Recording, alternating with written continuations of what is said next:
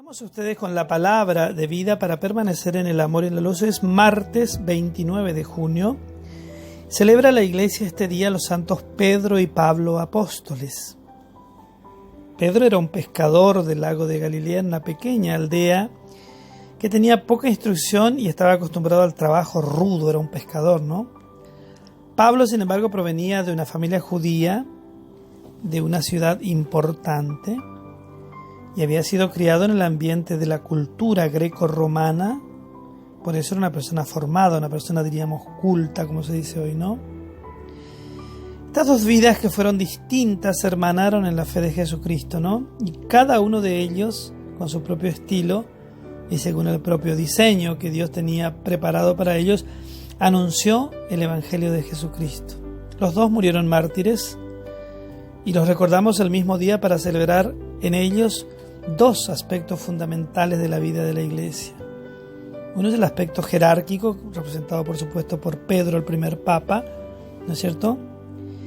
Y el otro, la dimensión, podríamos decir así, como carismática, misionera de la Iglesia, en Pablo, ¿no? El gran apóstol y misionero.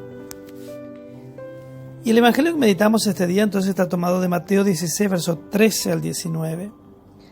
Al llegar a la región de Cesarea de Filipo, Jesús preguntó a sus discípulos: ¿quién dice la gente sobre el Hijo del Hombre? ¿Quién dicen que es? Ellos le respondieron: unos dicen que es Juan el Bautista, otros Elías y otros Jeremías o alguno de los profetas. ¿Y ustedes?, les preguntó, ¿quién dicen que soy? Tomando la palabra, Simón Pedro respondió: tú eres el Mesías, el Hijo del Dios vivo. Y Jesús le dijo: feliz de ti, Simón, hijo de Jonás, porque esto no te lo ha revelado ni la carne ni la sangre, sino mi Padre que está en el cielo. Y yo te digo, tú eres Pedro, y sobre esta piedra edificaré mi iglesia, y el poder de la muerte no prevalecerá contra ella. Yo te daré las llaves del reino de los cielos. Todo lo que ates en la tierra quedará atado en el cielo, y todo lo que desates en la tierra quedará desatado en el cielo. Mensaje de la palabra de Dios de este día.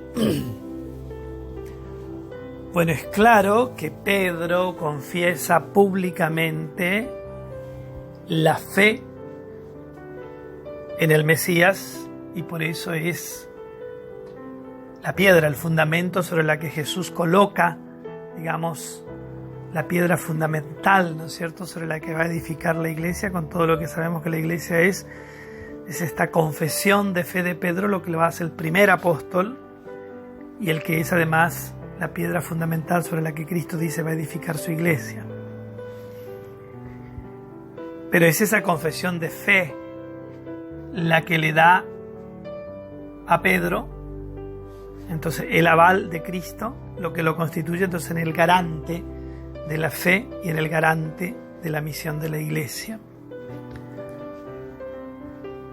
Y al mismo tiempo tenemos la otra confesión de fe, que es la de Pablo, ¿no? Nosotros sabemos que Pedro convivió con Jesús, fue testigo de los milagros de Cristo, de su predicación, diríamos de su acción pública y misionera a la hora del anuncio del reino, ¿no?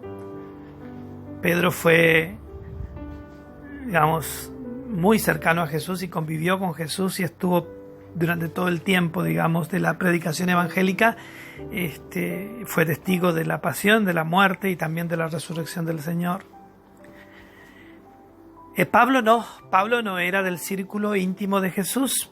Pablo se encuentra con Jesús en el camino a Damasco, cuando iba justamente a buscar herejes, que eran los cristianos, ¿no es cierto?, después de la resurrección del Señor, la comunidad que crecía, ¿no?, y que se oponía entonces a la estructura religiosa de ese tiempo, ¿no?, de la comunidad judía. Entonces San Pablo, representante y, digamos, con la autoridad también que le llegaba, digamos, de la estructura religiosa de ese tiempo, perseguía a los cristianos, y en ese camino, digamos, se encuentra con Jesús, no el de carne y hueso, sino con Jesús resucitado, y es constituido apóstol justamente por Jesús, en vista del plan y el diseño que Jesús tenía para Pablo en relación al papel que él iba a jugar en la iglesia.